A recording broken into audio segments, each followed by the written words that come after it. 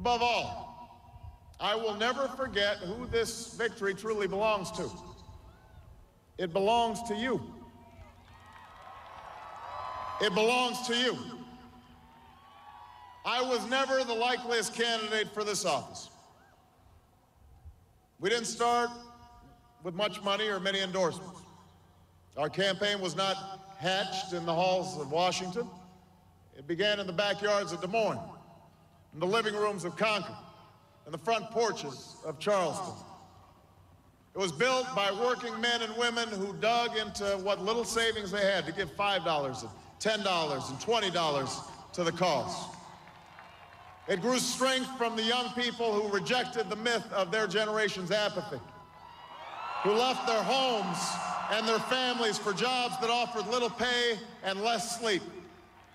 It drew strength from the not-so-young people who braved the bitter cold and scorching heat to knock on doors of perfect strangers, and from the millions of Americans who volunteered and organized and proved that more than 2 centuries later, a government of the people, by the people, and for the people has not perished from the earth. This is your victory.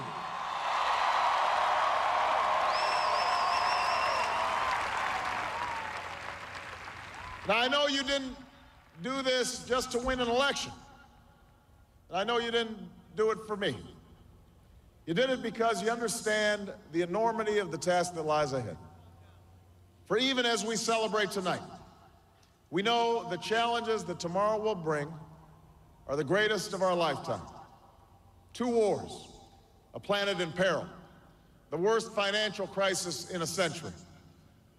Even as we stand here tonight, we know there are brave Americans waking up in the deserts of Iraq and the mountains of Afghanistan to risk their lives for us.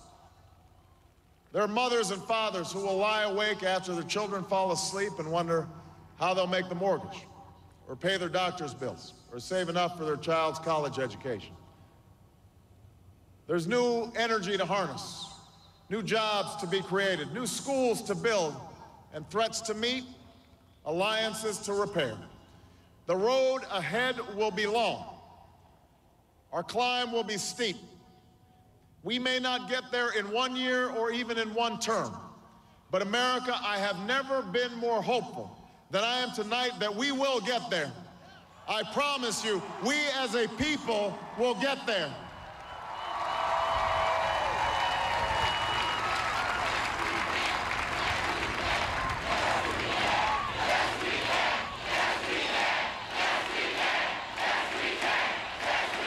There will be setbacks and false starts.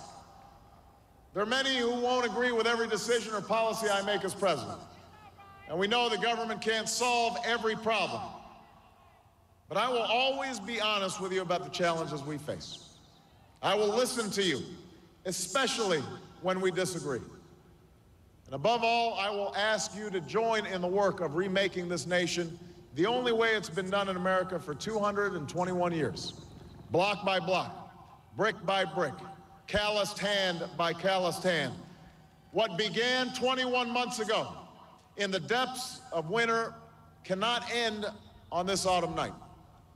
This victory alone is not the change we seek. It is only the chance for us to make that change.